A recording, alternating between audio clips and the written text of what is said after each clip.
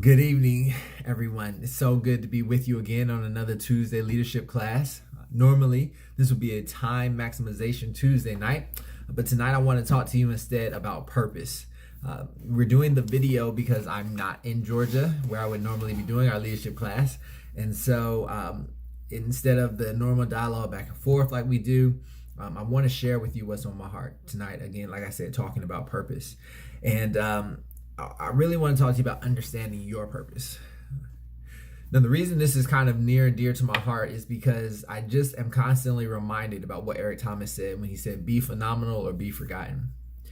And I was telling some of my coworkers today that the reason it's important that we seek to be phenomenal, the reason it's important that we seek to unlock the potential that lies within us is because it's necessary for us to live the best life we possibly can. And there are so many people depending on you doing what it is that you were put here to do, that if you don't understand your purpose and understand how to accomplish it, you'll be frustrated. You will know that there's something you didn't do when you pass away. At the end of your life, you will sit there and think to yourself, oh my gosh, what if? And I don't want any of us to think, what if? I want us to go to our grave feeling like you gave everything you had. You emptied the bucket. You poured everything out of the sponge. There was nothing that you left behind. And so I want to talk to you just for a few minutes tonight about understanding your purpose and how to accomplish your purpose. And so I would start with just this idea that your greatness is needed in today's world. You are phenomenal. You have the ability lying within you, some of it dormant, some of it just a little seed that is beginning to sprout, that can transform your world, can transform your location, can transform your situation. Now, I'm not saying that you are the president, although you could be.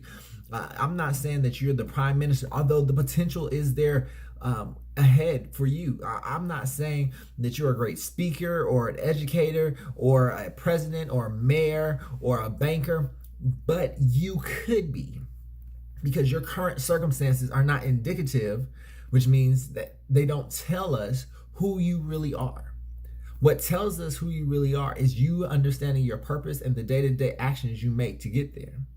And so what I know beyond a shadow of a doubt is that the world is waiting on you to fulfill your purpose, to be who you were meant to be, to go forth and show us and do what you were put here to do. It's not an accident. I'm not here by accident. You're not here by accident. We need you to be the best you can be. And I told these soldiers, I said, the Army needs you to be the best you can be. We don't need you looking at how soon can I get to my next rank so I can retire. We don't need that thought process. We need you committed to, as long as you possibly can, act at a high level, lead at a high level, execute at a high level. To do that, especially in my job as a recruiter, where we're responsible for bringing people in. So if you're good at bringing people in, we need you working at that level for the longest time possible. But if you're good at leading people, at motivating, at inspiring them, we need you continuing to get promoted so that you can motivate, lead, inspire others to do the bringing in of people, so that the Army stays strong, so that America stays safe. Army strong, America safe. They kind of go hand in hand. But we need people doing their job at the best level. It's the same thing in your community, your bank, your church, your ministry, what you put your hands to. Maybe it's a neighborhood watch that you're responsible for. If you're not living and doing the very best that you can, then those organizations cease to be as successful as they can be. And so we need that. We need your greatness. We need you being phenomenal. We need you out there getting it in and doing the things you need to. We need you to fulfill your purpose. So how does that happen, though? Don't tell me and give me hype about fulfilling my purpose and then not tell me how to actually accomplish it. Well, great question. Let me help you out with that. So in order for you to fulfill your purpose and to manifest that thing which you've never done before, you must be willing to do something you've never done before. Now, that's not an original thought by any stretch of imagination. If you're sitting here watching this video, you're like, that's it. Like, that's it. Just do something you've never done before. But yes, it really is that point as a starting point. You must be willing to go forth and try something you've never done before. So many times, comfort is our number one goal. I just want to go to work, come home, pop a beer, sit in the recliner, watch the game. I just want to go out on the weekends, have a little money for my little job so I can hang out with my little friends. We can do the little things that we've always done all our little lives. There's no sense of urgency that this is the only life I have. Maybe you said to yourself, well, I'll just wait till I get a little older and I'll just do some things when I get older. And we're missing the truth that you don't have until you get older, that right now is your designated time to be great. So if that's the case, then right now you need to stop doing the things that make you comfortable. What are the things that make me comfortable? Sleeping in. What are the things that make me comfortable? Reading stuff that doesn't have anything to do with growing my mind. What are the things that make me comfortable? Lounging around when I should be doing something to physically grow myself. Those things that make you comfortable, like settling for a job when I could be moving up and trying to get a promotion. No, I'm good, man. I don't really want to take that class. I get that it'll help you get promoted, but realistically, at the end of the day, I'm good. I'm making good money. I'm comfortable. No. Now, don't get me wrong. There's going to be times in your life, seasons that you go through where, yes, there's a level of comfort, but you can't just rest there because it will become a trap. You have to constantly be seeking to do something you've never done before, seeking some opportunity you've never experienced before. Maybe it's going into a new country. Maybe it's learning a new language. It could be as simple as brushing your teeth with your non-dominant hand. You will be surprised. If you're a right-handed person, just try brushing your teeth with your left hand and see what that does to you. Because I guarantee you're going to be like, oh, shoot. Try driving home in a different route. I get, this traffic, Google takes me the best route or whatever. Just try driving home. It sparks something in your mind when you begin to do something you've never done before. Maybe it's read a book that you've never done before. Maybe it's watch something that you've never watched before. You're so used to watching Real Housewives of whatever city. Maybe try turning on National Geographic Explorer and learning something. Maybe try eating a new kind of food. Maybe try getting out there and exercising. Maybe try running instead of walking all the time. Just try something new and see what it does. Because what that does is it gets you used to this idea of doing something new. And once you get used to the idea of doing something new, and you find there are some interesting things, not everything's going to be interesting about doing something new. Some of it's just like, oh my gosh, that was such terrible, worst thing I could have ever done. But if you want to find your purpose, if you want to begin to excel and move towards something that causes you to live and vibrate in harmony with everything that's around you, you have to do something you've never done before. You have to try something new. You have to be willing to do that. And that only happens by just making the conscious decision in your mind, I'm not going to stay the same. And so, consequently, as a result of the idea that I must be willing to try something new, then that change that comes will equal growth. And growth becomes the central responsibility. So if I was drawing a circle, bullseye is growth. That's what I'm trying to get to. I'm trying to get you to begin to grow. And growth happens 3 ways. Number 1, you must seek new opportunities. Now, we've already kind of talked about that with the idea of becoming uncomfortable. But seeking new opportunities intimates to me that I must actively go after. Now, how do I go after that stuff? Well, 9 times out of 10, it's probably going to require a new type of resource or an increase in a resource or a delegation of a resource from something that I was used to spending it on. So in other words, I'm not taking my money and spending it on drinking. I'm taking it and spending it on reading a book, or I'm taking it and spending it on taking a class, or I'm taking it and spending it on developing a new hobby. And so as I do those things, as I reallocate my resources, my time, I don't have a lot of time, but instead of spending that time watching all the news on TV, which is basically the same thing every night, I'm going to instead look at something else that helps me get where I need to be, so that I can go ahead and begin to seek these new opportunities and seek these things. I'm going to have a conversation with somebody who I've never spoken to before. And I'm going to ask them, hey, what do you do? What is the things that drive you? What sparks your interest? What are your hobbies? And then I'm going to say to myself, you know what, maybe I could try that. Maybe I'll try painting. Maybe I'll try pottery. Maybe I'll try reading. Maybe I'll try writing a poem. Something that I've never done before. I'm going to seek a new opportunity. And in doing so, now listen, those aren't just limited to my personal hobbies. This might be at work. Oh, I don't want to be in the manager program. Get in the manager program. Oh, I don't want to be in the leadership program. Get in the leadership program. Oh, I don't want to do the internship program. Get in the internship program. Why? Because that's a new opportunity. And with every new opportunity comes the potential for a new door, which will open itself up. And you can do just tremendously great things if you will seek new opportunities. And understand that the world responds to that. Not always positively at first. And I will guarantee, like, put 100,000 on it, that some of your friends, they're not gonna like you when you start seeking new opportunities. They're gonna be like, what are you doing? That's not where we come from. Some of your family, they're gonna be like, you bougie, bruh. Girl, who you think you is? And they're gonna like turn their back on you. And you're gonna be like, I mean, we was just, but come back, please. No, you can't be afraid to seek new opportunities because of the people who you're gonna have to leave behind. You must understand that in seeking new opportunities, you're gonna meet new people. And they're gonna be like, well, welcome. Open door, come in. We've been waiting. And so we must begin to grow by one, seeking new opportunities. In pursuit of new opportunities, number two, we're gonna develop our mind. So the Bible tells us that we must renew our mind daily. We must change the way we think. We must cast off the old and put on the new thought process, the new understanding, the new conceptualizations, the new imagination. We go from seeing things in a part to being able to see things clearly because of the changes that are coming. So as I seek new opportunities, it changes my mind. It grows my thought process. It develops me, which in turn affects my attitude and allows me to respond to life differently. So I no longer see things the same way. So when's the last time you renewed your mind?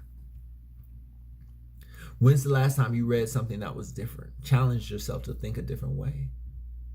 How about when's the last time you asked somebody who you knew was going to answer the question completely differently from the way you were thinking about it, what their thoughts and opinions were? Because this is what I know for sure. You've got people around you, and I will bet that the people around you are around you because y'all think the same.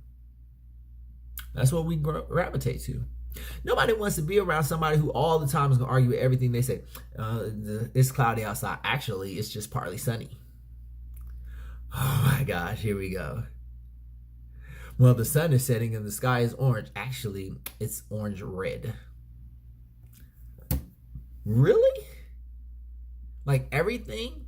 So we generally will hang around people who think the same way, wear the same kind of clothes, listen to the same kind of music. So what happens when we ask somebody who has a different thought process what they're thinking or where this comes from? It provides us with new insight and new ideas and new ways to look at things. And it forces us to recalibrate the way we look at things. It expands our perspective. And when you can change your perspective, when you can begin to see things from other people's point of view, now that begins to set you up for success.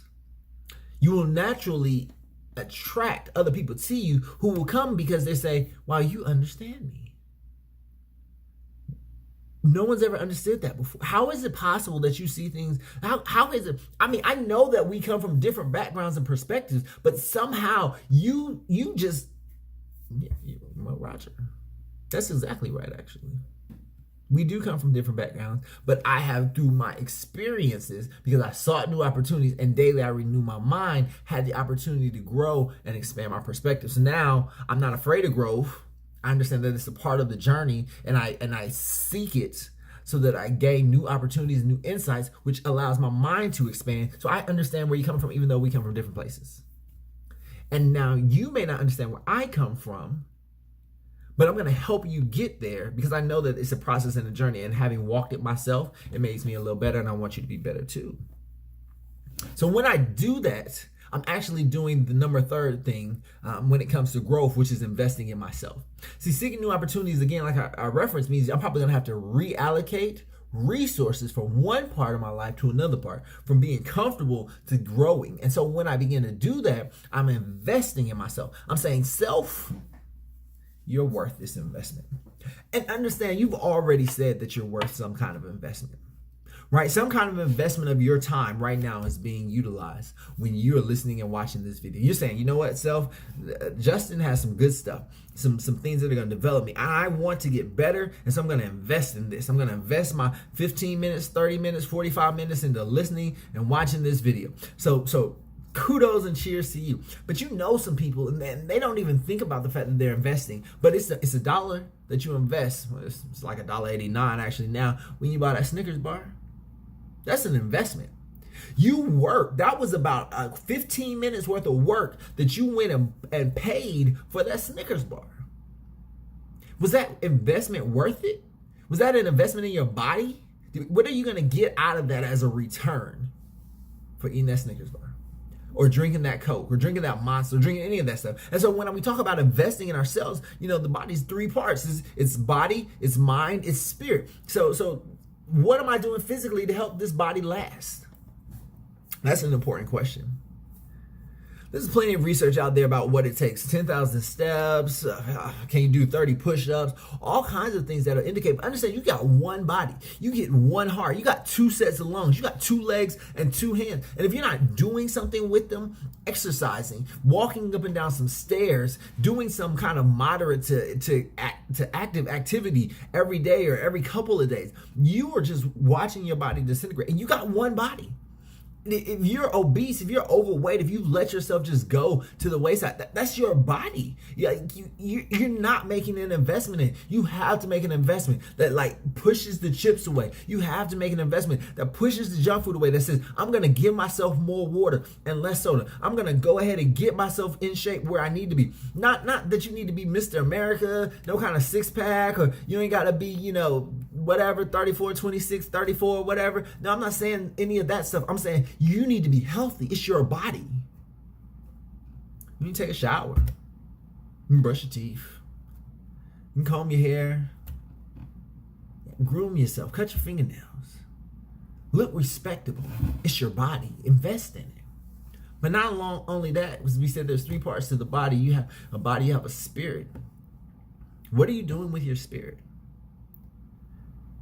How do you take care of that internal voice, that conscience, that thing that drives you? How do you feel that inner void? Do you meditate? Do you take some time to just get alone with your thoughts? Do you practice breathing and awareness and timeliness and presence and just the things that let you work through everything that's coming into your world? And I mean, what do you do? Do you go to church? Do you go to synagogue? Do you go where do you do? Do you read scriptures? Do you feed your spirit? Because you can have the best body outside and the greatest mind and still feel a void that you can't feel if you're not actively participating and feeling that. And then again, your mind. What are you doing with your mind? You only got two brains, left, right. What are you doing with it? What kind of work are you putting in? Even this, what I'm doing right now, this is growth. This develops me as I'm helping you. And as you help other people, that's the beautiful reciprocity that comes from being willing to help somebody else. When you take something that you know and you're working your purpose, this is a part of my purpose. My purpose is to help people, to move you from where you are to where you can be, to where you can be, if you believe it. And so I sit here and I tell you that you can believe it, but every time that I say it, you can believe it, you can do it, you can do it, you can do it. I hear me say, I can do it, I can do it, I can do it, I can do it. And so in my mind, all I hear is I can do it. And so, of course, my book says faith comes by hearing, and hearing by the word of God. And so all I hear over and over again is hearing, hearing, hearing. You can do it. You're called, your purpose, and you are much the same, called and purpose. And so with that thought process that I'm going to work on my body and invest in my spirit and change my mind, I grow. I grow from where I am to the next level, and to the next level, and to the next level, and to the next level, and to the next level, until I arrive at my purpose. Because every growth is designed to bring clarity to what it is that I'm supposed to do. And so because I tried this hobby and it didn't work out, I know I can X that. And because I tried this thing and it didn't work out, I know I can X that. And actually, that's perfect, because that transitions right into the next part of this, which is in pursuit of purpose, you will experience setbacks and failures. You will experience setbacks and failures. It's guaranteed. There's no way around it. It's gonna happen. Put put everything that I ever make for the rest of my life on the fact that at one point or another in your life, you're gonna experience a failure. It's a B in class, It's somebody beat me on a race. It's I didn't climb it up the first time. I didn't score perfect on my PT test. It's something. You're going to experience some kind of setback. You're going to experience some kind of failure. But there are three things that you need to know in order to keep moving towards your purpose when you experience that setback and failure. Number one is don't be afraid. See, so many of us won't ever try because we're afraid. Oh, I can't do that. I'm probably not going to pass. Oh, I can't try that. It's probably not going to work out. Oh, I'm not ready. I'm not ready. I'm not ready. Wrong answer. Wrong answer. You have got to learn to not be afraid of setbacks. You have got to learn to not be afraid of failure. You have got to learn to not be afraid to try. You should never get to the point where you're like, oh, I'm satisfied because I've gotten here and here's good enough. And, I could try for that next level. But if I fall, look, I could just keep falling and falling. Wrong answer. You are too purposed. You have too much inside of you for you to not take that next step. And you cannot let fear prevent you from stepping up to what is your calling, your reason, your purpose for being here. No, please, just don't do it. Don't be the one. Don't be the one. Come on, man.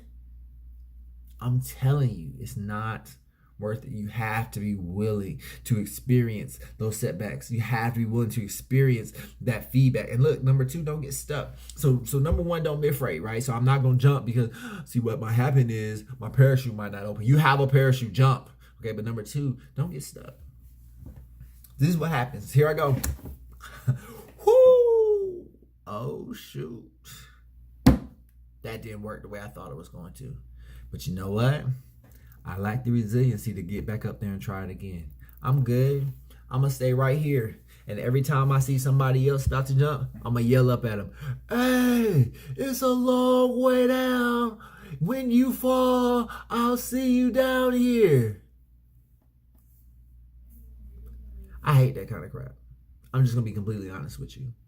Don't tell me about your past failures and say that that's going to be me. Oh, sorry, sucks to be you. You know what? You shouldn't be doing this. That's not going to work out for you. Let me tell you how it didn't work out for me. No, you bitter.